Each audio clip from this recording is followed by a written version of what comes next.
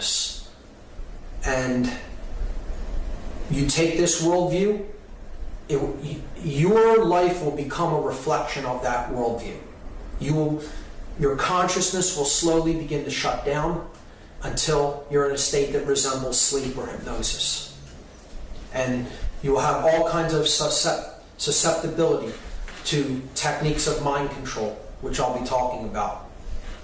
And when we take this negative worldview, then we want to lash out against everyone else. We're cut off. We're separate from everybody else.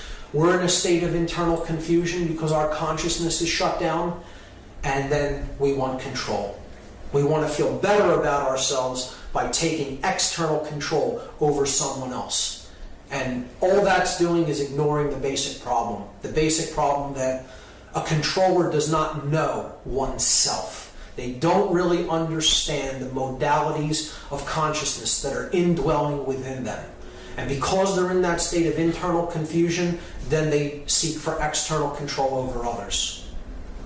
You're only going to create chaos, suffering, disorder, disharmony, and ultimately enslavement by looking at the world in that way. These are the states that a negative worldview brings into manifestation. A being that is shut down in fear, totally oppressed, or looking to oppress others, like a sorcerer or a big brother type. So that is worldview. The next concept I'm going to introduce is magic versus sorcery.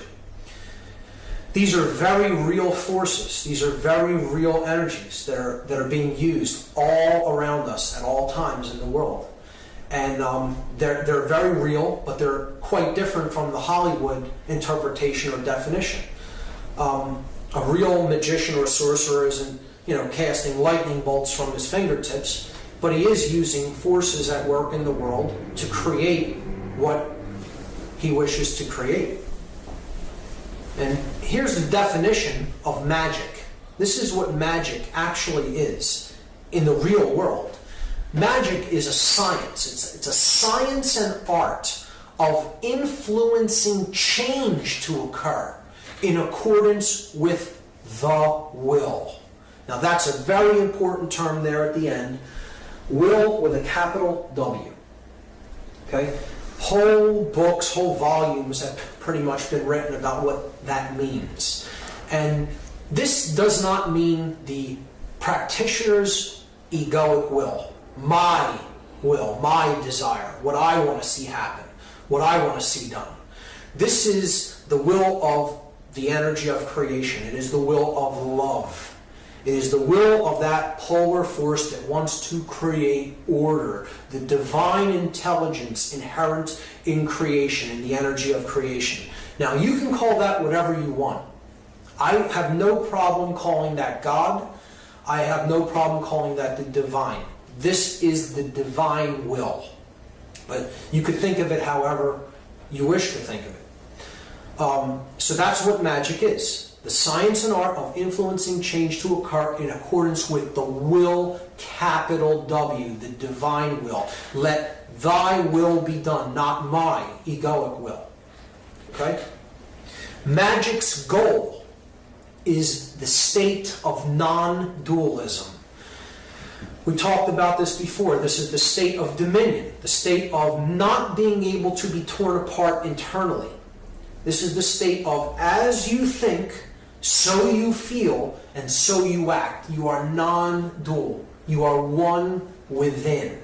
Your three aspects of your consciousness are one and cannot be torn apart. As you think, so you feel, so you act. That is magic's goal. A true magician is trying to bring the state of non-dualism into being, not only within himself, but with anyone else that he may have the ability to influence and inspire. And the process of this, of a magician's process to create the state of non-dualism is known as alchemy. And alchemy is not this medieval concept of turning actual metals, base metals, into gold. This is an allegory. This is a symbolic allegory of helping to raise base consciousness into solar consciousness, into divine consciousness, non-dual consciousness, harmonic with the resonant energy of love, of order, of a unified brain, the unified male and female energies.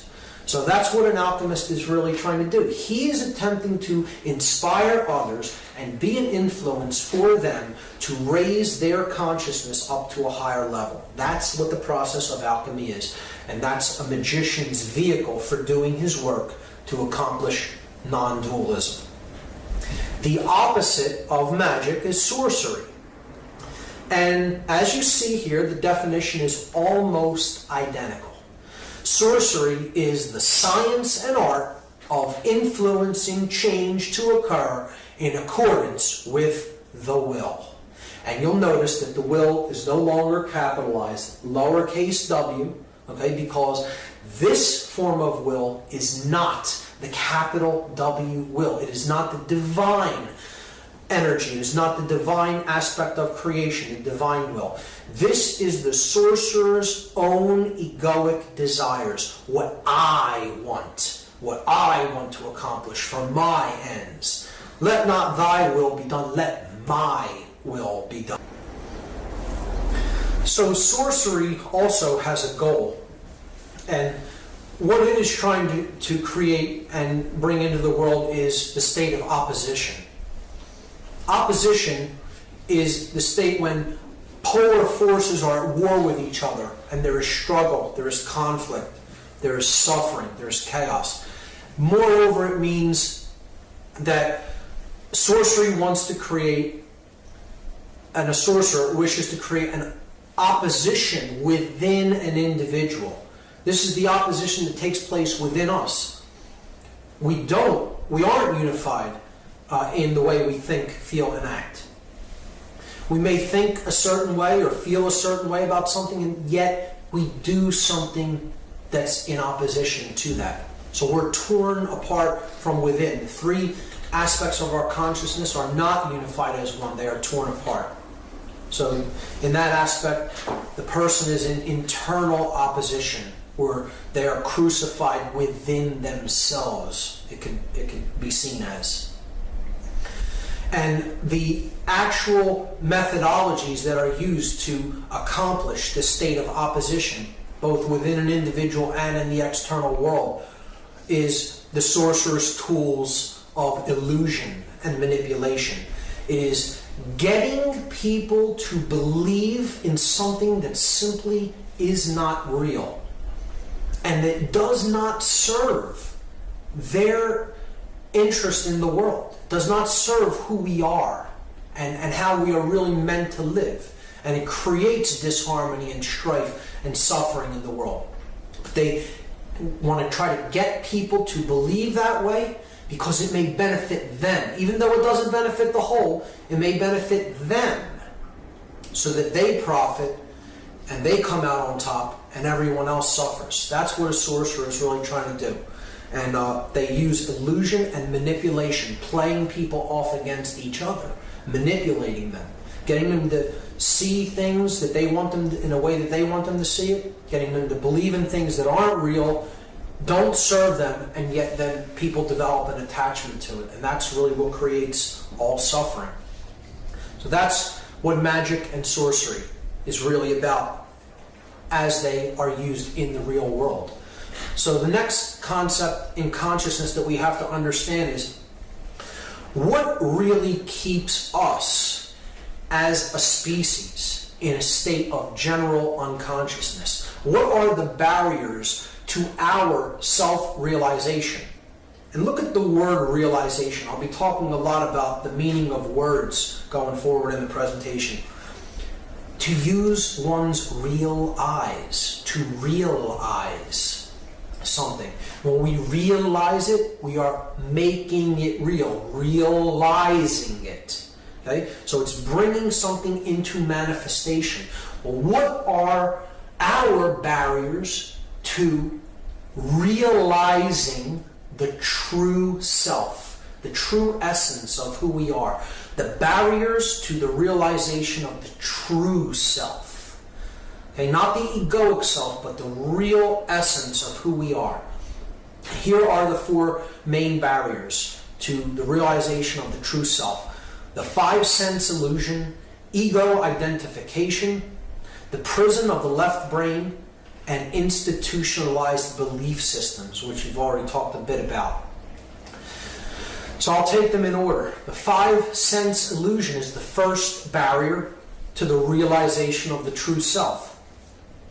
This is the idea that only what we are able to perceive with our sensory organs is real. And anything that lies outside of that sense perception cannot exist. That's what this concept is, the 5 sense illusion. This first image over here on the left is the visible bandwidth of light energy that we are able to see and decode as color in the human eye.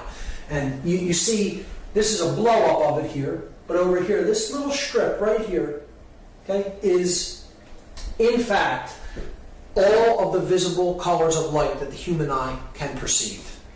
There is an infinity in the spectrum to the left and the right of frequencies that the human eye cannot decode as color, yet they exist. Sound is another example. Take a dog whistle as an example. You blow a dog whistle, your ear does not hear the sound, yet a dog's ear does. That's because your ear is tuned to a different vibratory bandwidth of frequencies than is a dog's ear. Does that mean that no sound is coming out of the whistle that you're blowing? Of course not. The sound vibration exists, it's traveling through the air, it's actually reaching your ear. Your ear just can't decode it as sound. That doesn't mean it doesn't exist. Our identification with the solidity of matter. Most people do not realize that matter is nothing but solid. It's nothing like anything solid. Matter is almost entirely empty space. The atom is almost entirely empty space. The nucleus of an atom, if you made it the size of a baseball, the electrons, what we term the electron shells, would be city blocks away from the nucleus, and all in between is empty space, vacuum. If you took a subatomic particle of an atom and looked at it under enormously high powerful magnification, we don't even have the technology to do that. Scientists understand that these subatomic particles that comprise all matter are really vibratory energy. They're just a wave of energy vibrating very quickly, like a little rubber band. This is string theory. And think of it like a telephone cord. If you took a telephone cord or a jump rope, okay, and just kept whipping it faster and faster and faster and faster and faster and faster, eventually you can make it look like there was a ball there if you were able to move, to whip it around fast enough, but it's not a solid object. You have a very, very thin unidimensional piece of rope or strand or a string, and it's just vibrating, and it's taking a form by the way it's vibrating. Matter is the same way. Matter is not solid. It's simply energy and vibration. And everything is made of this. From the smallest cells, the smallest single-cell organisms, to entire galaxies. We are made of this. We are not solid. We are energy taking a form through vibration. Okay, so we have to understand that if we're going to get past this 5-sense illusion of only what we see and perceive, to our limited sensory organs is real. It simply is not true.